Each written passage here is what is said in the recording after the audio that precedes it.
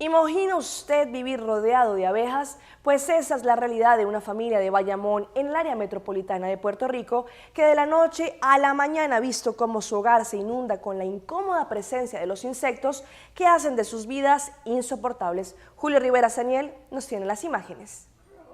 Carmen Rodríguez y su madre de 71 años viven una verdadera pesadilla. Desde hace más de un mes comenzó su suplicio con la llegada de abejas. Al principio pensaban que era algo normal. Por fuera se veían muchas, pero asumimos que era por la parte de afuera. Cuando se rompió la pared, nos percatamos que está dentro. Lleno. Sí, completamente lleno. Pero luego las abejas se tornaron agresivas y de visitantes se convirtieron en residentes permanentes de la casa y ocuparon una habitación, la de la anciana de 72 años, que ahora ha tenido que ser clausurada. ¿Hace cuánto usted no abre ahí? Desde el viernes. Bueno, pues vamos a ver, esperemos que no nos piquen. Vamos a ver. Exactamente. Vamos a ver cómo nos va.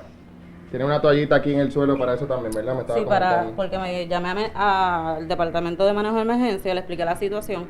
Ellos me dijeron que por favor clausurara. Se supone que ayer viniera el apicultor, pero como él está libre viernes y sábado, no. Vamos a ver cómo nos va. Y adentro encontramos abejas muertas en el piso, más abejas en las ventanas y un gigantesco panal en una de las paredes. La mujer de 72 años tiene que dormir ahora en el sofá de la sala.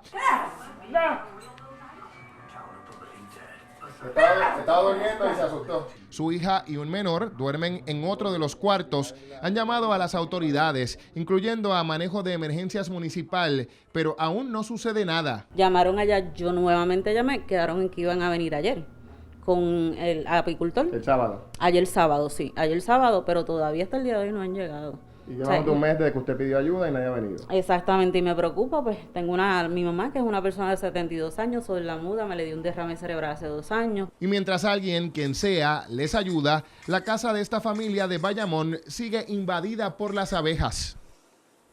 Decenas de personas se manifestaron en el atrio central del Centro Comercial Plaza de las Américas a favor de la aprobación de un proyecto de ley que considera de género u orientación sexual a la hora de permitir la adoptación en Puerto Rico.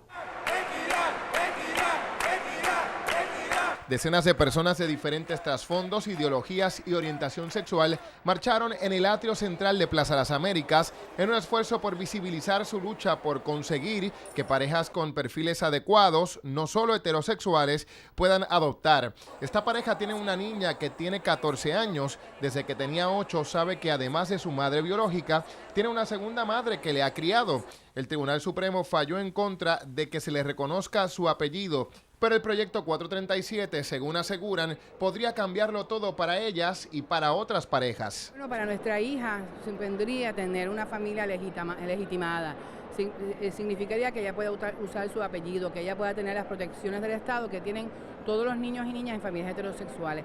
Este es un proyecto que no va dirigido a nuestros derechos, va dirigido a los derechos de ellos y de ellas, porque son los que quedan desprotegidos cuando no pueden ser adoptados. Su lógica es sencilla. ¿Por qué cientos de niños abandonados por sus padres deben ser condenados a una vida en orfanatos cuando hay parejas heterosexuales no casadas u homosexuales que podrían adoptarlos? Parejas heterosexuales marcharon también en apoyo. Tal es el caso de la que componen el actor Jerry Segarra y su esposa. Pues estamos a favor de que los niños sean criados, sean por padres del mismo sexo o madres del mismo sexo o padres heterosexuales.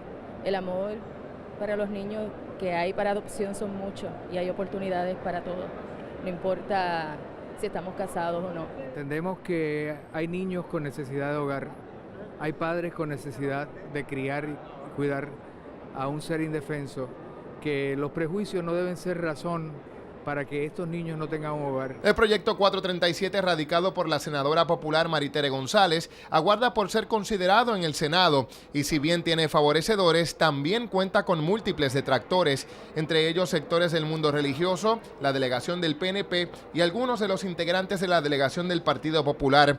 A pesar de ello, los manifestantes están esperanzados en que el proyecto finalmente será aprobado siguiendo la tendencia mundial. Pronto, si no es aquí, será en el ámbito federal que se apruebe la adopción. Los habitantes de Omoa, quienes después de una década de lamentos lograron ser escuchados por el gobierno, han vuelto a desilusionarse porque las autoridades de Honduras y Guatemala no se reunieron la semana pasada como lo habían prometido, esto para tratar el tema de la basura que afecta a las playas y el mar Caribe. La basura que desde Guatemala arrastra las aguas del río Motagua continúan llenando las playas del paradisíaco sector de Omoa. Pese a ello, la alcaldía municipal envía cuadrillas de trabajadores que realizan una intensa labor para que con el corto periodo de vacaciones que se aproxima, estas luzcan limpias y atractivas al turismo nacional. Ya todo está listo y servido para recibirlos.